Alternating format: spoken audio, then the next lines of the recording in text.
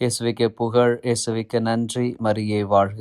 ஆண்டவர் இயேசு கிறிஸ்துவின் உயிர்த்தெழுதல் 2000 ஆண்டுகளுக்கு முன்பாக நடந்த ஒரு அதிசயம், அற்புதம் மட்டுமல்ல, அது இன்றைய வாழ்க்கைக்கான ஒரு செய்தியாக இருக்கிறது. கடவுள் மனித குலத்தின் மீது கொண்டிருந்த அன்பு இயேசுவின் பாடுகளோடும் வேதனைகளோடும் சிலுவையோடும் மரணத்தோடும் நின்று விடுவதில்லை. கடவுளின் அன்பு நிலையானது. நம் வாழ்வில் ஒவ்வொரு கணமும் நம் மீது அபரிவிதமாக கொடுக்கப்படுகின்றது. கடவுளின் அன்பு நம் மீது பொழியப்படுகின்ற பொழுது நாம் நேர்மையானவர்களா நேர்மையற்றவர்களா என்று பார்ப்பது கிடையாது. நிபந்தனையற்ற முறையிலே நமக்கு கொடுக்கப்படுகின்றது. கடவுள் நம்மை நேசிக்கின்றார்.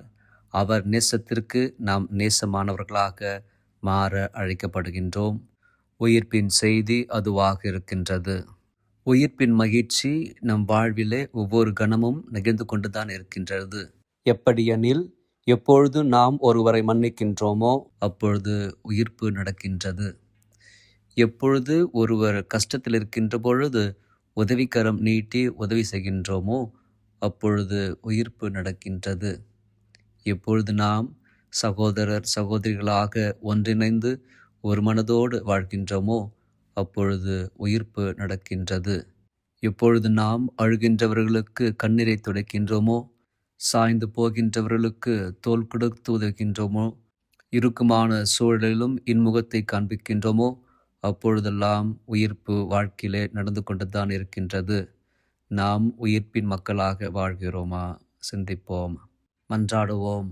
அன்பு இயேசுவே, உமது உயிர்ப்பு சாவின் மீது மட்டும் வெற்றி கொள்ளவில்லை, சமுதாயத்தின் அடிமைத்தனத்திலிருந்தும் எல்லாவிதமான கட்டுகளிலிருந்தும் விடுதலை கொடுத்தது.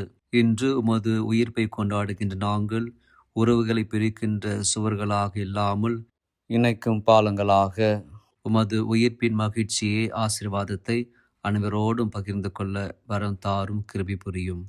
தந்தை, மகன், தூய ஆவியானவரின் பெயராலே ஆமென்.